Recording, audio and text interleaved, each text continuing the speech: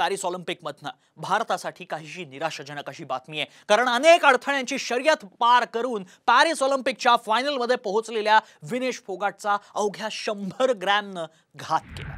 मात्र पॅरिसमध्ये विनेश सोबत असं काय घडलं, ऑलिम्पिकमधील वजनाचा नियम नेमका काय असतो, सगळ्या प्रश्नांची उत्तरं या रिपोर्टमध्ये।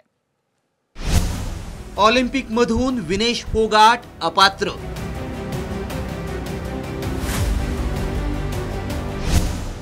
वजन वाढलं, स्वप्न भंगलं। 100 ग्रॅम वजनानं केला घात।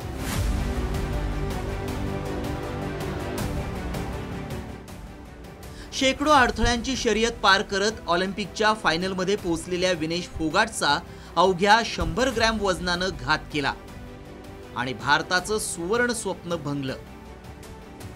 फायनल खेळण्यापूर्वीच विनेश अपात्र ठरल्यामुळे देशभरातून हळहळ व्यक्त केली जाऊ लागली आहे। भारताची शान असलेली महिला कुस्तीपटू विनेश फोगाटनं पॅरिस ऑलिम्पिकमध्ये 50 किलो फ्रीस्टाईल वजनी गटात जोरदार कामगिरी केली आणि फायनलमध्ये धडक देणारी पहिली भारतीय महिला कुस्तीपटू ठरली। त्यामुळे पॅरिस ऑलिम्पिकमध्ये विनेश सुवर्ण पदक जिंकेल असा विश्वास प्रत्येक भारतीयाला होता। मात्र फायनल पूर्वी विनेशनं वजन केलं आणि तिथेच तिचा घात झाला,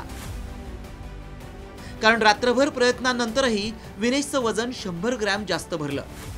नियमांचा भंग झाल्यामुळे विनेशला थेट अपात्र ठरवण्यात आलं। त्यामुळे तिच्या कुटुंबियांसह साऱ्या देशालाच मोठा धक्का बसलाय। देखिए कुछ कहने के लिए कुछ बचा नहीं मेरे पास, जो आज थी सारे देश की थी गोल्ड मेडल पर, और नजदीक जाके वो तो डिस्क्वालीफाई कर दी। मैं तो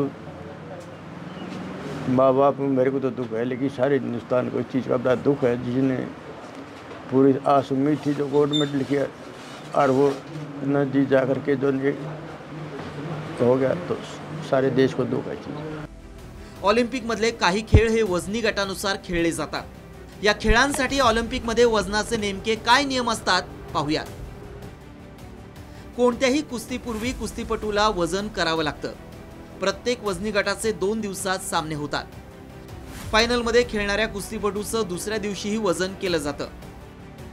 पहिल्या दिवशी कुस्तीपटू 30 मिनिटात कितीही वेळा वजन करू शकतो। दुसऱ्या दिवशी फायनलच्या आधी वजन करण्यासाठी 15 मिनिटं मिळतात। वजन करताना स्पर्धेसाठीचा पोशाखच वापरणं बंधनकारक आहे।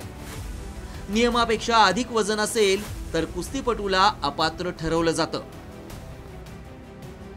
टोकियो ऑलिम्पिकमध्ये दुखापतीनं बाहेर पडलेल्या विनेश फोगाटला वर्षभर संघर्ष करावा लागला। कधी आरोग्याच्या समस्येमुळे तर कधी आपल्यावरच्या अन्यायामुळे जंतर मंतरवर पोलिसांच्या अत्याचाराला सामोरं जावं लागलं। या संघर्षावर मात करून विनेशनं पॅरिस ऑलिम्पिकमध्ये धडक मारली। मात्र तिला अपात्र ठरवल्यामुळे केवळ विनेशचंच नव्हे तर साऱ्या देशाचं ऑलिम्पिक पदकाचं स्वप्न भंगलंय, कारण तिला आता कोणत्याही पदकासाठी खेळता येणार नाही।